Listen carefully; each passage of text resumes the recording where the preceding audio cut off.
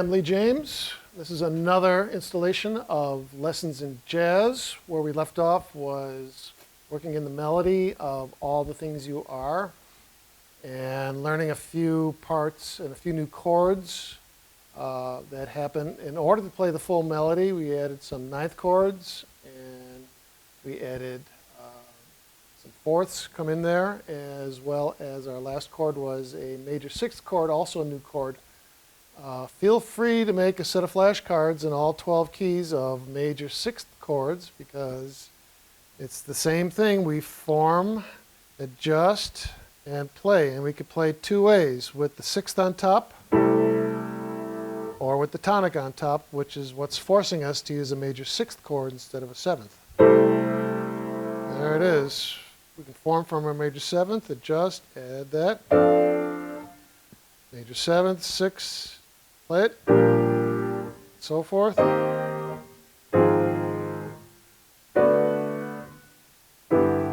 Okay, and like I said, there's two ways to play it. With the sixth only. Oh,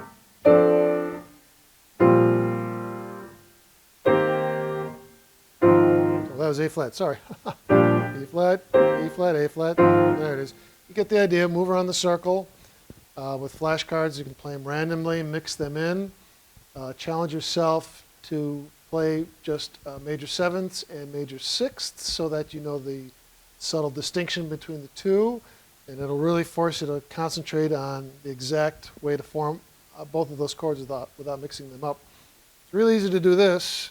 Form the sixth in the right hand, but not the left hand. And then you get that, which is a nice chord. But if the melody is on top as a tonic, we still get that dissonant minor ninth, minor ninth interval. So it's something we can use for other purposes, but not when the melody is the tonic. All right, getting back to All the Things You Are, we added our melody.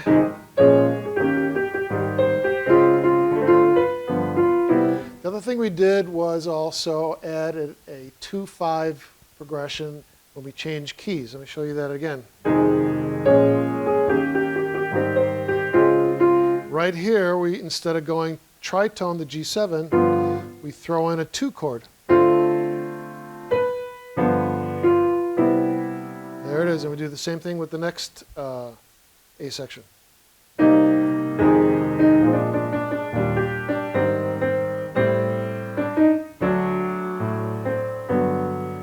It's just a way to break it up a little bit. Now, we're going to re-examine the modes, which we did at a previous episode just briefly. And let's go over those modes again. We have a mode sheet from before. We have our 7 modes: Ionian, Dorian on 2, Phrygian on 3, Lydian on 4, Mixolydian on 5, Aeolian on 6, and Locrian on 7. Let's take a look at those chord progressions from our first episode even. 6, Aeolian. There's the minor sixth. 2 chord, Dorian. Mixolydian, E flat. I don't have to play it 2 hands. There it is. Major third and lowered 7th. And then 1 chord, Ionian, 4 chord Lydian with the sharp 4, and then our 5 chord straight Mixolydian, and then 1 chord in our new key. And that's 2 bars, so do just that. Go up the scale and go down the scale. Let's review that again here, and again with the metronome. 2.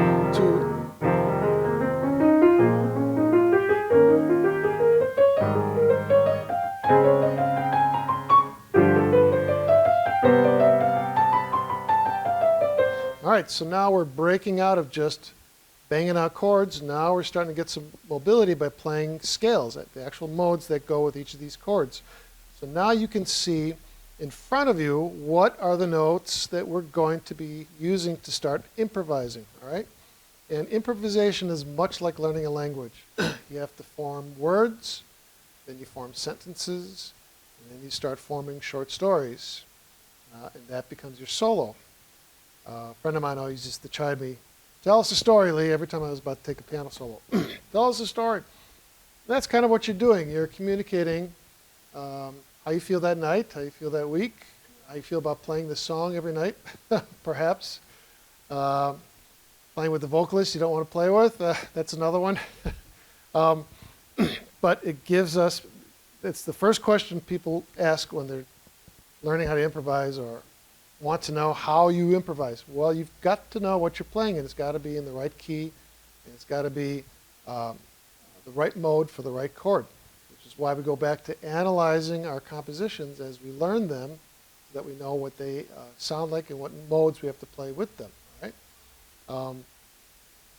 Let's do that again.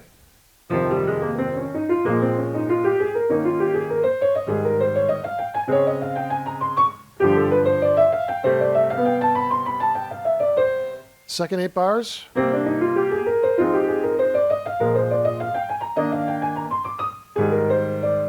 Sharp 4.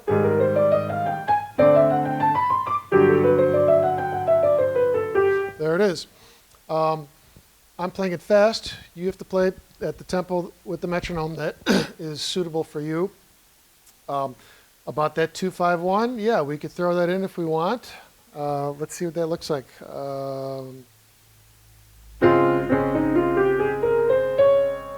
In which case, if we want to do both modes, Dorian and Mixolydian for the 2 and the 5 chord, we have to play it twice as fast because we don't have the whole measure. We don't have 4 beats, we only have 2 beats. So if we're going...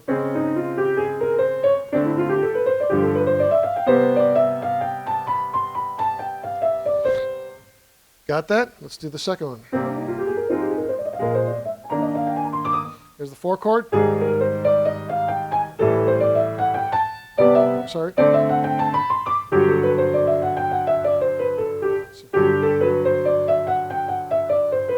Goes back to half speed because we got 2 measures to fill. 1 measure for going up the scale mode, 2nd measure for going down the mode.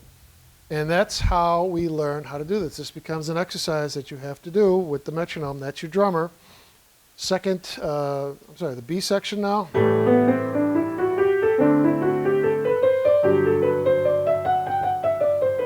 Same thing, we have a 2-5-1 progression, and the 1 chord is for 2 measures, so we go up the scale and down the scale.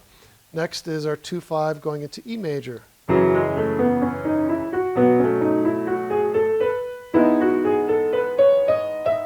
One chord, actually is only 1 measure, and now we have this turnaround chord. And because this is our first note, this is our melody note leading into the last A section, this A flat or G sharp, we should really reflect that in the mode we're playing. If we played a straight Mixolydian, we'd have a major, and then we go back to this. So that's another little thing that I'm showing you now is that we don't always have straight Mixolydian type modes when they're leading, even if they're leading by fourths, which this one is, C7 going to F minor. It's leading by a fourth along our circle of fourths. It's going to a minor tonality, so we have to adjust that sixth so that it accurately reflects that we're going to a minor tonality, F minor, albeit for only 1 short measure. But when we do this, every time we play a 5 chord and it's moving around the circle, C7 is actually functioning as a 5 chord of F, F minor, or F minor 7, okay? But only in a temporary sense, because once we start F minor is not a 1 chord anymore. It's a 6 chord because we're starting that sequence on the last A. And so forth. So that's the other aspect about jazz harmony and 5 chords. Like I said before, you're moving around the circle of fourths. It's a 5-1 relationship. But until the sequence starts, when the sequence starts again, it becomes something else. It's not a 1 chord. In this case, like I said, it's a 6 chord. So let's look at that again.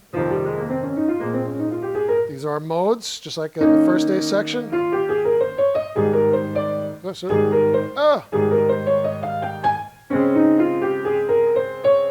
this next chord, D flat minor, or C sharp minor. I like D flat. It's a straight straight Dorian mode. Minor third, minor 7, and a major 6th. And the next one, again, straight Dorian. Well, I need, can I get another cup of coffee? And then, because this is going to an F7, there it is. Now here we have the same thing. We have a 5-1 relationship following the circle of fourths on this progression. The final 2-5-1, B flat minor is acting as a 1 chord temporarily with this relationship. So our mode has to reflect that. We have to have what's called a dominant 7th flat 6 or Mixolydian flat 6 mode. There's our flat 6, because that tonality is the minor 3rd of our 2 chord. So those last two, that's straight 2-5-1. And then our turnaround chord to go back to the top is, again, our Mixolydian flat 6 mode. Got to have that flat 6 because that's our tonality when we go back to the top. All right, so practice the modes and do it with the metronome. It's your choice to throw in the 2-5 progression on bar 6, I think it is. Yeah, bar 6. And bar 14 of the first 2 A sections. And then our 1 chord goes up once, go back to halftime, goes up 1 octave and back down an octave. Now you also have the option of playing it straight or playing it with a little bit of a swing to it.